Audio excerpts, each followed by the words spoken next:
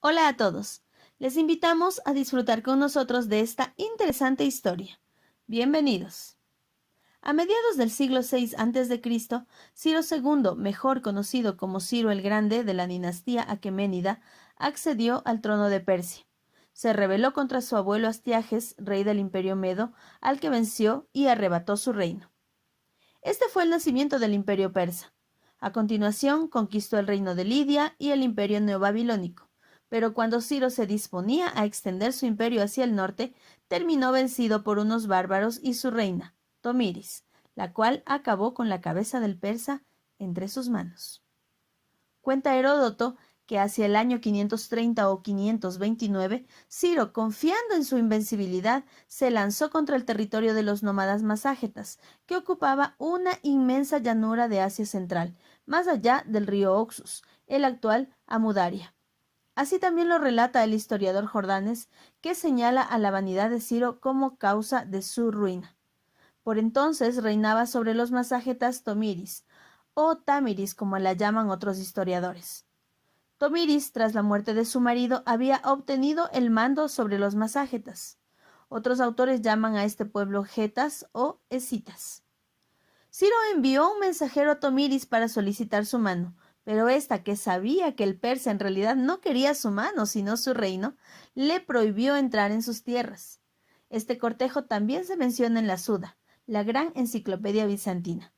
Ciro, en vista de que no tenía éxito con su estratagema, marchó de inmediato hacia el río Araxes, al sur del Cáucaso, y preparó abiertamente una campaña contra los maságetas, echando puentes sobre el río para el paso del ejército.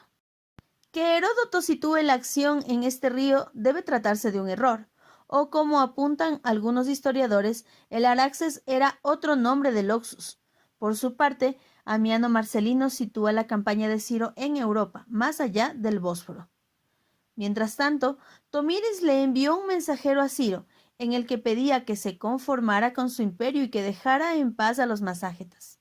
Aun así, si el rey quería seguir adelante con sus planes, Tomíris le invitaba a pasar a su país, confiada en que la victoria le sería más fácil en su territorio, o bien ella pasaría al territorio del persa para luchar. A pesar de que la mayoría de los consejeros de Ciro eran de la opinión de que lo mejor era dejar a Tomíris entrar en su territorio, Creso, el antiguo rey de Lidia y ahora consejero de Ciro, le aconsejó que fueran los persas los que entraran en el país de los maságetas, pues si era vencido, además de la batalla, también perdería su reino. A continuación, Creso expuso su plan: establecer el campamento, preparar un banquete, dejar a las peores tropas y fingir la retirada del resto del ejército para atraer a los maságetas. Ciro aceptó el plan de Creso y avanzó hacia el país de los maságetas, instaló el campamento y retrocedió.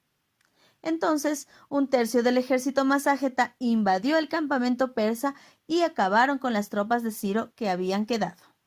A continuación, los maságetas disfrutaron de la comida y del vino del banquete persa, y cuando se habían quedado dormidos por la embriaguez, los persas les atacaron, acabaron con muchos de ellos y capturaron a otros, entre ellos al hijo de la reina Tomiris, el joven Espargapises. El macedonio Polieno, en sus estratagemas, dice, por el contrario, que la que tendió esta trampa fue Tomiris a los persas. Tomiris, al saber lo sucedido, envió un mensaje a Ciro en el que le decía que liberara a su hijo y se marchara, o le saciaría de sangre. Poco después, el hijo de Tomiris pidió su libertad y los persas se la concedieron, pero una vez libre se quitó la vida ante la vergüenza de haber caído en aquella trampa. Tomiris, al no haber hecho caso Ciro de su mensaje, reunió todas sus tropas y le atacó. La batalla, según Heródoto, fue muy reñida, aunque finalmente triunfaron los maságetas. Fue aniquilado la mayor parte del ejército persa y con él su rey Ciro. Entonces Tomiris mandó llenar un odre de sangre humana y buscar el cadáver de Ciro entre los persas muertos. Y cuando lo encontró, introdujo su cabeza en el odre, cumpliendo así su promesa de saciarlo de sangre. Por su parte, los historiadores Justino y Orocio dicen que Tomiris tendió una emboscada a Ciro en un desfiladero y que mató a la exagerada cifra de 200.000 persas, y después le cortó la cabeza a Ciro y la metió en un odre lleno de sangre, pronunciando estas palabras: «Sáciate de la sangre que ansiaste y de la que siempre fuiste insaciable». Julio Frontino, en su obra Estratagemas, aúna ambas versiones y dice que tras un combate reñido, Tomiris emboscó a Ciro en un desfiladero.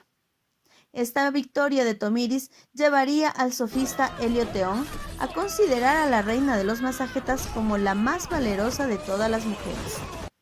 Termina su relato Heródoto diciendo que esa es una de las versiones sobre la muerte de Ciro y, efectivamente, hay otras. Diodoro cuenta que Tomiris crucificó a Ciro. Tesías dice que murió de una herida que le causaron durante una campaña contra el pueblo de los Dérbices, en la frontera oriental.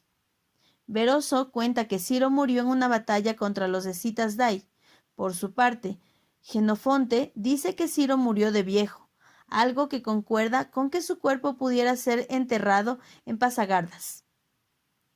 Cuenta Jordanes que Tomiris, animada por el botín capturado a los persas, dirigió una campaña hacia Mesia, entre las actuales Bulgaria y Rumanía, y fundó una ciudad, Tomis, la moderna Constanza.